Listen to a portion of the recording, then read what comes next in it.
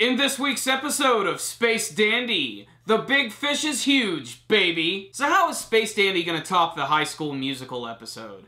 Easy. They're gonna make an animation set-piece episode which completely emulates the style of both Miyazaki and Studio Ghibli. If you like anime, or you're an animation enthusiast, get your butt on the nearest couch and watch this week's episode. It was gorgeous. This week's episode also showed what I think is one of Space Dandy's greatest strengths, is its ability to have self-contained, singular episodes that bring in different animation teams and art direction and make them so special. This week's episode looked like the movie version of Space Dandy. If there was ever like a screened version of Space Dandy for theaters, this is what I would want it to look like. What I also loved about this episode is there was a lot of showing and not a lot of telling. There was a story this week, but it was really simple. It was basically just going after the big fish story. However, it also involved Dandy having to interact with this old cantankerous man by the name of Elderly and his apprentice Esame as they go on this journey to catch this massive rare fish called the Munagi, which is this giant eel-like creature which only comes out when the moon comes out.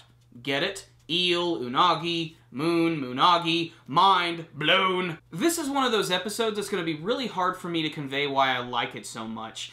And a lot of that just has to do with most of the episode is just getting to see Dandy going fishing, but the actual, like, look of the planet and the fact that they're actually not fishing in water, it's sort of like this water mixed with mud. It's very thick and viscous, and it leads to a lot of these really great scenes where you see these waves just erupting and getting as huge as mountains as they're riding on them with these really small boats.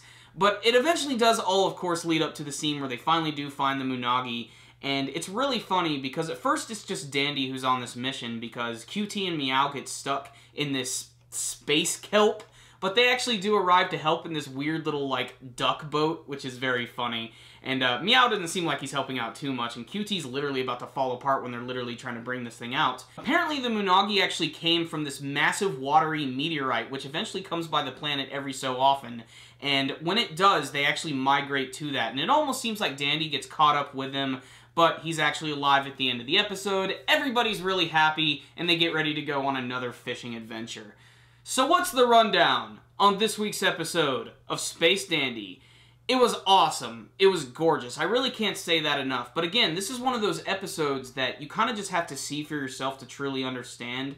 And another thing that I really liked about this episode, aside from the fact that it did look a lot like Miyazaki and Studio Ghibli characters, especially Esame, the little girl, she looked like she was ripped right out of a Miyazaki film.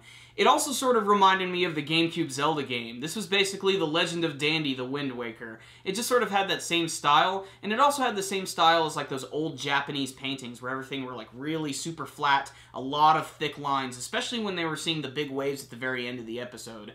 The actual Munagi itself is basically just a big group of big eels and everything, nothing too crazy. But otherwise, this was a great going for the big fish story, and I just thought it was a lot of fun. But like I said, the best thing about this episode is just getting to see all of the different locations that Dandy goes to, getting to see his ridiculously longer and exaggerated hair in this episode, getting to see his ass dragged through the mud so many times. Just a lot of really funny moments this week, and a very heartwarming episode, too. Just a really nice episode that definitely showcases the strengths of Space Dandy, and it gets me excited for the next episode. And what I think I love most about the series at this point, and I think I just realized it after watching last week's episode, is that I can never predict what the next episode is going to be like.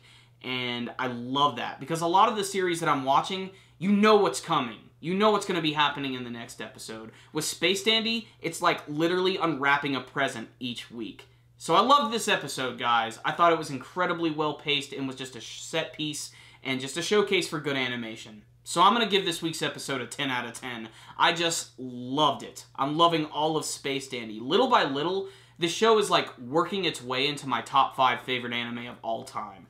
And yes, I will eventually have to do a video like that. But there it is, 10 out of 10. Check it out, guys.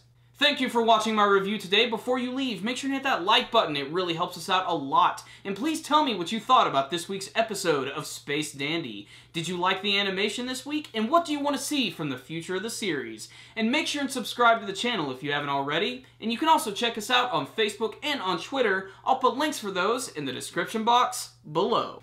Do you like Amazon.com? I know I do. Corey and I now have an Amazon link in our video description box below. And if you go to it and buy anything through Amazon.com, it will support our channel. So bookmark that link, make it happen, and support our channel without having to do a damn thing. Another great way you guys can help support our channel is by donating directly through our PayPal link in the description box below. We recommend $2 a month, although this is completely optional. But the best way to go about this is by sneaking into your mom's room and taking $2. This way, she won't even notice. And we won't have to shake you up for all of your lunch money. So guys, that concludes this review today. Super Kami Guru 9000. Out.